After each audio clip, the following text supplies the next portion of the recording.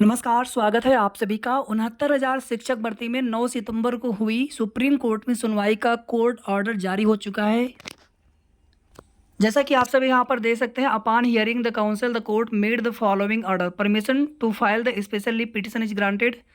और इसके बाद देखेंगे issue notice returnable on 23 September 2024 the specially petitions be listed for hearing and final disposal. तो फाइनल डिस्पोजल के लिए केस लगा है 23 सितंबर को।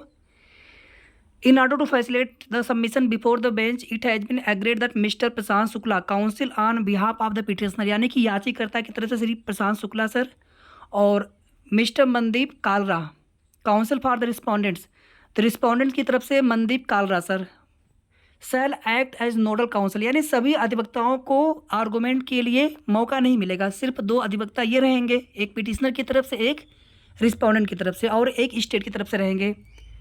और आगे आप सभी देखेंगे, they sell put together preferably one set of submissions, एक सेट आप सबमिशन कर सकते हैं on behalf of the petitioner and one set of submissions on behalf of the respondents not exceeding 7 pages each, यानी कि 7 पेज से ज़्यादा नहीं होना चाहिए प्रत्येक। This exercise shall be completed on or before 20 September तक या उसके पहले पहले ये सबमिशन कर लेना है सभी को।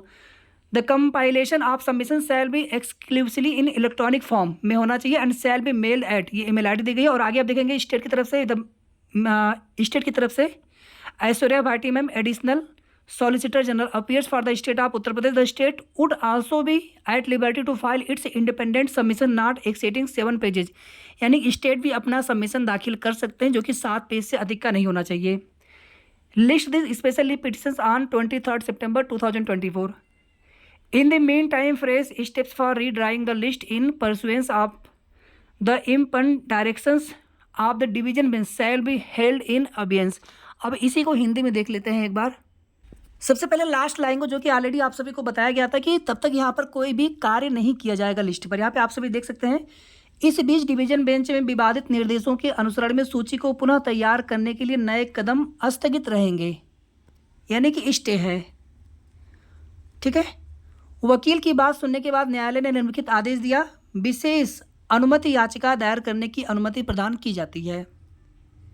ठीक है, पहला पॉइंट, यानी जो लोग भी अपना पक्ष रखना चाहते हैं। और आगे आप देखेंगे नोटिस जारी किया जाएगा 23 सितंबर 2024 को वापस किया जाएगा।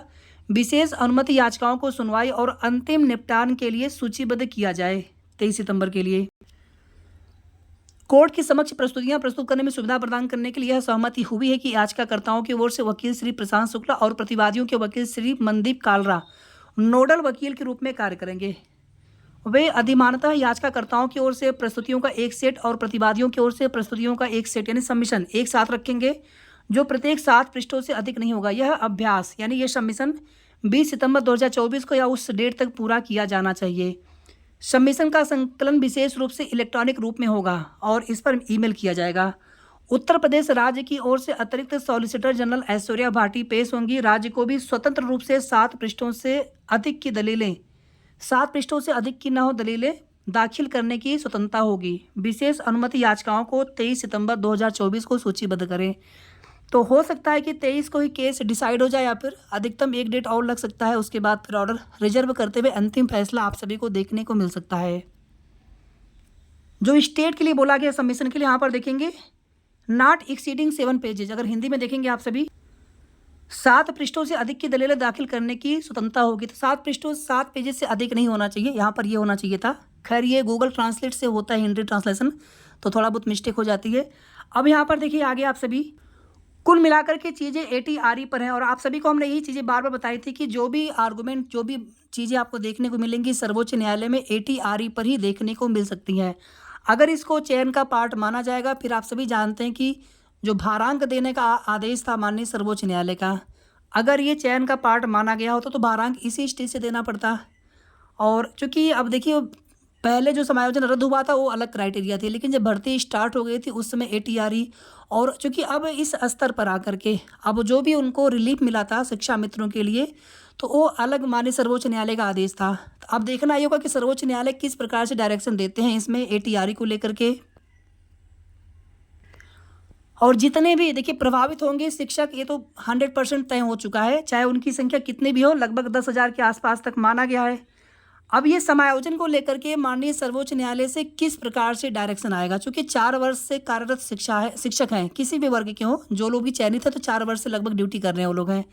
तो आप सभी लोग जानते हैं कि यहाँ पर इतनी आसानी से अब किसी को नहीं लग रहा कि यहाँ पर किसी को बाहर करने का आदेश आ भी सकता है। बाकी कुछ भी हो सकता है, जब सुप्रीम कोर्ट में चीज़ें होती हैं तो वहाँ पे कुछ भी हो सकता है। बस यहाँ पर यह कि अगर समायोजन जैसी स्थिति होती है तो क्या वहाँ पर फिर दोगुनी सीटें दी जा सकती हैं, क्योंकि बिना एडवर्टाइजमेंट केवल एक वर्ग को सीटें तो दी नहीं जा सकती, या तो उतनी सीटें फिर और देनी पड़े पूरा आरक्षण बैलेंस करने के लिए। तो अब इसमें समझ लीजिए कि सभी की अपने अपने एक्सपेक्टेशन है, दोनों पक्षों को उम्मीद है, सभी को अपने अपने उम्मीद को लेकर के सब लोग संघर्ष कर रहे हैं। अब देखना ये होगा कि इसमें होता क्या है।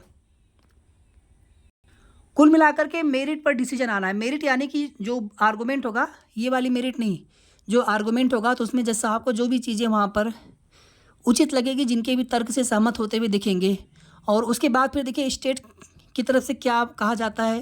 क्योंकि आप देखेंगे इसके पहले 9 सितंबर को यही बोला गया था कि जो भी हमें आदेश मिला है उसके क्रम में हम लिस्ट जारी करना चाहते हैं और अपना पक्ष भी रखना चाहते हैं, तो उनको तो लिबर्टी दी गई है अपना सबमिशन करने के लिए, और डिवीज़न बेंच के आदेश के अनुक्रम में आगे कार्रवाई भी की जा सकती है।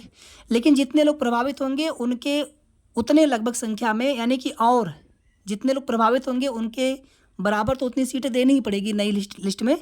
लेकिन अगर उनको समायोजन जैसी चीज़ें होती हैं, या फिर वहाँ पर देखिए किस प्रकार से एक और प्रोसेस होता है समायोजन का, तो अब इसमें कुछ भी कहा नहीं जा सकता पहले से कि इसमें क्या होने वाला है। बस जो कुछ भी होगा 23 सितंबर को ही स्पष्ट होगा। बाकी आप सभी को क्या लगता है आप लोग कमेंट करके ज़रूर बताइएगा। वीडियो को आप लोग प्लीज़ लाइक शेयर कर दिया करें, और अगर आपने अभी तक चैनल को सब्सक्राइब ना किया हो तो सब्सक्राइब भी कर लीजिएगा। धन्यवाद।